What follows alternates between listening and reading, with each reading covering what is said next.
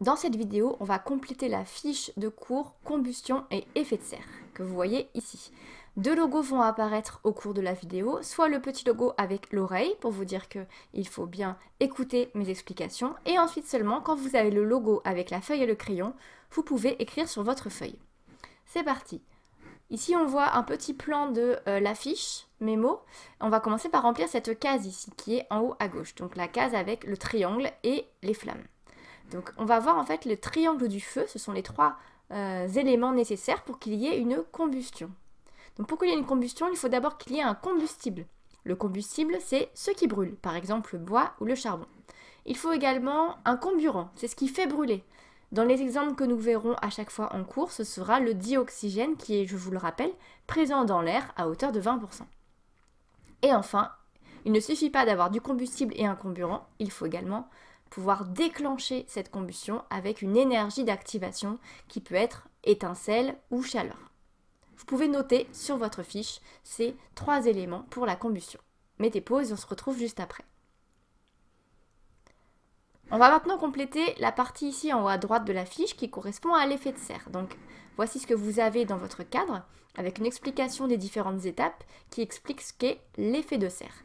Donc en petit 1, on voit qu'une partie des rayons du soleil qui arrivent au niveau de notre atmosphère est renvoyée, c'est ce petit 1 ici, vers l'espace. Petit 2, une partie des rayons, on le voit, traverse l'atmosphère et réchauffe la Terre, ce sont les rayons petit 2. Troisièmement, correspond à cette légende ici, la surface de la Terre réchauffée par le soleil renvoie de la chaleur.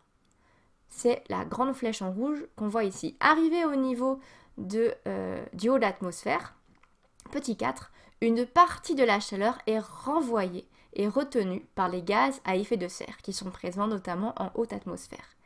Et cinquièmement, une partie de la chaleur est renvoyée vers l'espace. C'est ça qu'on appelle l'effet de serre. On a vu en classe qu'il y avait un effet de serre naturel qui permettait à la Terre d'avoir une température, on va dire, favorable à la vie, en moyenne 15 degrés Celsius. Si on n'avait pas d'effet de serre sur Terre, il ferait moins 18 degrés Celsius. Donc grâce à l'effet de serre naturel, la vie notamment est possible telle qu'on la connaît sur Terre. Et il existe un effet de serre renforcé qui est dû aux activités humaines qui ont émis de grandes et d'énormes quantités de gaz à effet de serre depuis la révolution industrielle. Vous pouvez noter sur votre fiche. Mettez pause, on se retrouve juste après. On va maintenant compléter le cadre qui est en bas à droite de la feuille, qui est tout blanc ici, dans lequel on va voir quels sont les principaux gaz à effet de serre qu'on a dans l'atmosphère. Donc le premier, c'est le dioxyde de carbone. Les humains émettent du dioxyde de carbone, notamment suite à la combustion du charbon, du pétrole, du gaz naturel, des carburants, d'accord? Donc principalement pour produire de l'énergie et de l'électricité.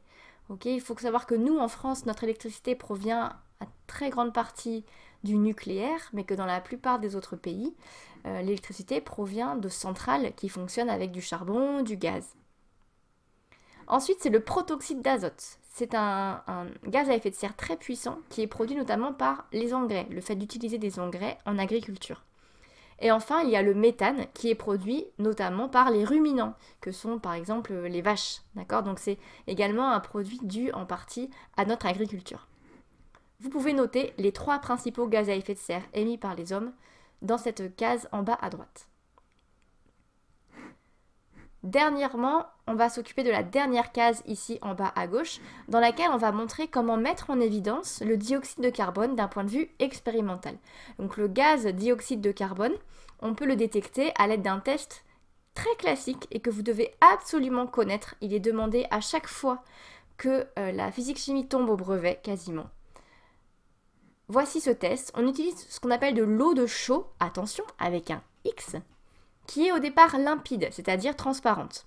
On met cette eau d'eau chaude dans le récipient qui contient a priori le dioxyde de carbone. On bouche et puis on va agiter pour mettre en contact au maximum le gaz et cette eau de chaux.